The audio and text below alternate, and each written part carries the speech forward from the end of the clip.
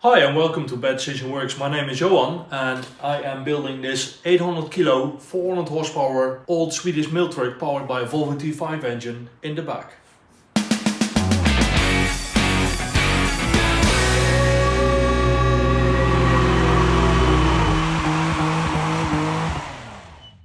So before we start this video, I just want to quickly mention that my neighbor is a professional video editor working for the Swedish television. And a few days ago we were having a little bit of a chat about making YouTube videos and blah blah. And we discussed my videos and he said like maybe it's better if your videos were a little bit shorter. So the main takeaway or the thing we landed on was that it might be best, and that's what I'm going to try now, to do a shorter format video just with updates, what's going on this week.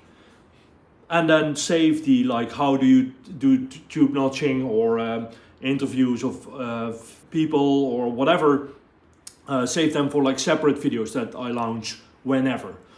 So the goal now is one shorter video each week, maybe 10-15 minutes max, and separate videos for just the things that take more time, like the in-depth stuff. This will also make making videos a little bit more sustainable, especially now customer cars are coming into the workshop. It's not only Jorven that I can spend my time on, it's Jorven that needs to be finished before Street Week, and also customer cars that need to be done. And an average video takes about a day, like literally a day of editing. And then you can maybe think like, oh wait, that's worth your money, because like no, a video makes me $3, $5 if it's a good one. So it's not worth putting in a day of work, but I just want to do it because I think it's fun and I would like to keep everybody posted. So that's it. So back to the Jorven project. One thing I used and I was super happy with was the Saletti frame machine. I used it in the first few months of the build to like make everything straight and true in the frame. And well, I would have loved to keep it, but I can't because it takes way too much space and I can't roll it outside without getting stuck in my driveway and blah blah. So I sold it and it found a new home. It's going to Borlänge here in Sweden, and it's going to help a guy build Volkswagen panel vans, which is super nice and I think is a great next chapter for the machine. So finally on to Jorven. I did a few things in between the customer projects. It's parked here in the back of the workshop and it makes a little bit harder to work on, but the things that I need to do are in the middle/front of the car, so that's kind of doable.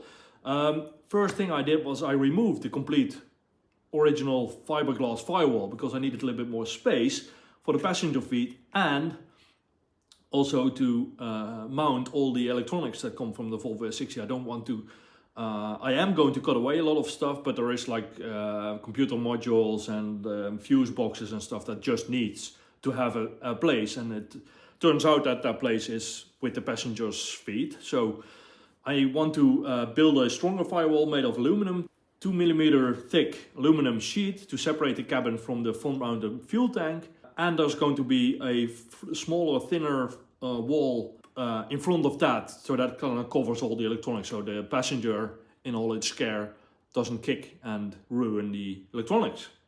Next thing I did when I was still cutting was to remove the old driveshaft tunnel. So I took out the old driveshaft tunnel to replace it with a removable aluminum version. This will give me a little bit better access to the wiring and also makes it everything a lot easier to fasten, so I don't have to do it from underneath the car. Also in the original tunnel there was a lot of holes that needed to be covered, and it's kind of hard to fix them, so I figured it was as easy as to remove it and just replace it with aluminum, and I think in the end will actually look better and be probably less effort than like fixing up the old thing. And then the new fuel tank, which is the main thing that's happening right now in the project.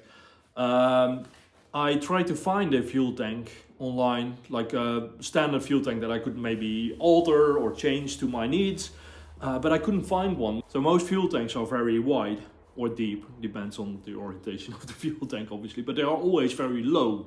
And that's for good reason, because you want to keep the all the weight for the fuel, you want to have that low, and it's easier for fuel pickup and blah blah. It's all kinds of reasons. But this is going to be a drag and drive car, so I needed to have as much fuel as I can carry in the space that I have. And well, since Jorven is such a small car, I'm quite limited in space, at least in the width and in the depth, but in the height I have plenty of space. So I designed the fuel tank myself, and then I had it bent and cut by scan cut. And well, as soon as it arrived home, I unpacked it. It was super nicely packed. I'm super happy with that because, well, it's aluminum, and shipping companies tend to be not that very careful with other people's stuff. So super happy with that. And then I just welded everything up, did a few leak tests. The amount of leaks was not too bad because I expected more, because aluminum is not my favorite thing to weld. But it came out fine, and now it's watertight. I tested it with soap and water and pressurized air up to, I think I used 8 bars maximum, and it survived. The tank itself also survived, and my weld survived, so that's good. And then I also made a first version of the mounting frame that the fuel tank will sit on, because I can't, well, there is no floor, so I can't just bolt it to the floor. Now it has 4 legs, but I'll add a few more once I know where I can place the extra legs that will be for extra strength. There will probably be some more hoses or wires running, whatever, and I need to work around that. So that will be for later on. And also for race days, we'll have a strap that runs over the tank to hold it down. It won't be necessary, but it's required by regulations to do that. And also the cool thing, I think, will be that the fuel cap will be going straight up from the fuel tank through the hood, and I think that will look very nice. But hopefully people won't confuse Joven with a single Porsche due to this, but well, we'll see. Also, I mounted a set of generic motorcycle mirrors. I just wanted to go with something round, simple, black preferably, and I found a very reasonably affordable set online that's for a motorcycle, and it will probably won't have very great visibility, the fender mirrors, but I bought a third mirror I should say, that's going to be mounted to the door or the A-frame or whatever, like at least closer to me, so I'll have a better view of the rear, which is nice since it's also going to be a road legal car. Then the 16-inch Ferrari wheels that you guys are used to see, they are now not in the picture behind me. And that's because I'm now testing and setting up the race wheels. Downside, 16-inch Ferrari wheels are not allowed in the class that I'm racing. According to this class, Pro Touring, you need to have at least 17-inch wheels on all 4 corners of the car. So I bought, in previous video you saw, I bought a nice set of Japan Racing wheels for the rear with Toyo R888Rs, but the front doesn't need fancy wheels, fancy tires mostly. So I bought a set of cheap wheels that I found reasonably close to home at a guy that has a very cool Volvo. But turns out the wheels were 5x108, so it did fit the S60 wheel hubs. The only downside was the center bore was 36.4 instead of 65.1. Previous owner didn't know, and I didn't know and didn't check. And I don't care, because it's quite easy for me to change this because I have a machine shop. So I machined the center bores to 65.1 mil. To do it right, I made a fixture in my rotary table, which makes it easier for me to center and clamp down. Well, centering is, I probably have to do something for that for each object that I want to clamp on, but these fixture holes are threaded holes M12 that at least make it very easy for me to clamp down wheels, because there are 4 slots in the turntable, but it's 4, and if you have a 5-spoke wheel, you will never be able to at least have 3 evenly distributed clamps on the wheel. So, but I did that and it worked fine, and the wheels now fit the car. As you can see behind me, they are on the car now. So as I said in the beginning of the video, there's also customer cars coming in, and I'm really happy with that, but that also takes away the time, a little bit of time from Joven and video editing, and anyway, I'm not complaining by far, so I'm really happy. So one of the projects is this car. So this Volvo 850 belongs to Felix Eriksson, and he's going to make a super nice BTCC replica from this car. You can already see the wheels. Well, it has to be painted, but well, roll cage first. So I he supplied me a Matthias Ledin roll cage, which he wanted to have installed and also a little bit modified. It's not completely according to the drawings. He wanted to have, for example, an extra dashboard bar, wanted to have a different harness bar. So I did all these things. That's easy for me. And I'm really happy with the turnout. The cage is now fully cut to length and notched and tack welded into place. And tomorrow, when he's going to come over to film for his YouTube channel, I'm going to finish welding, and so he can take some final shots, and then the car will be finished. Well, for me at least finished. Then he has to do all the work again. So well, 850. That's been about 2 days of work. 1 day if you do a very long work day, I guess. So yeah, really happy with this project. Really nice car to work on. And then outside in the driveway now is a Toyota Starlet KP61 with a 4 AGE turbo engine.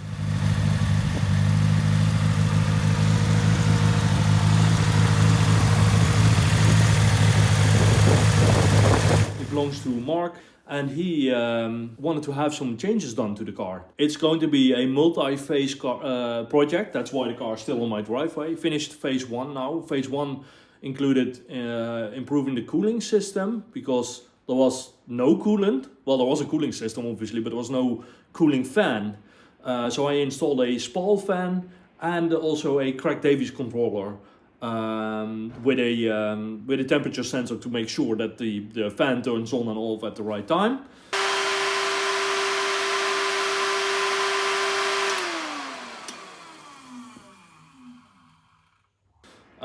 And the car should be much more reliable now. I did a short test drive and couldn't get the temps to be too high.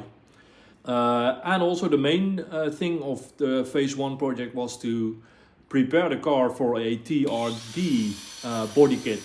Normally a TRD body kit will cover the original fuel door. What most people do if they fit this kind of body kit, they cut the body kit to make room for the fuel door, and that's the customer didn't want that, so he wanted me to replace or move the actual fuel door, not the original fuel door, but install a very nice, slick-looking new fuel cap. It's mounted just a few centimeters above where the wide body kit will end, and it was a straightforward but still challenging project to install. So it looks really good now, and this solves the issue of the body kit, so he can move forward with this. Next to this KP61, Mark also owns an AE86, which is in pristine condition. I think one of the best in Europe, which is super nice. I'll insert a picture here so you can see it. He bought a new exhaust, like a stainless steel exhaust for it, but it had a very ugly in-your-face weld on the exhaust tip, and the tip sticks out of the car, so you would be able to see the actual weld, which is not nice. So he asked me if I could remove this weld. So I did that. I cut off the complete tip. I ground down the original weld and refinished the whole thing. So I sanded it, and I sanded it with a higher grade sandpaper, and then I did a Scotch-Brite finish to have a little bit of a brushed look.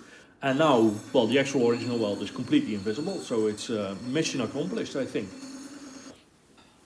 Yeah, no more weld in the middle. If you really look closely, you can see a little bit of color difference, but that's it.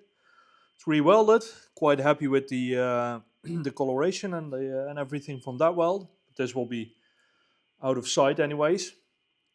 Yeah, that's it.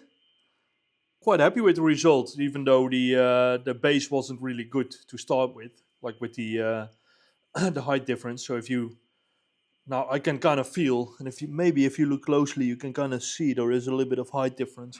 But at least from a little bit from a distance, when it sticks out underneath this AE86, well, you won't notice. This will be more than fine. So that's already it for this video. I tried to put as much information in these minutes as possible, and I'm really curious to see what you guys think of this new shorter format. Yeah, please let me know in the comments down below. So I'll continue working on this car to get it finished so I can jump back on Jorven and get it finished for Elmia. I have a very nice surprise for all the people that will come see Tjolven in the booth at Werktuigsborden in Elmia. So please come pay me a visit if you're in Sweden with Easter.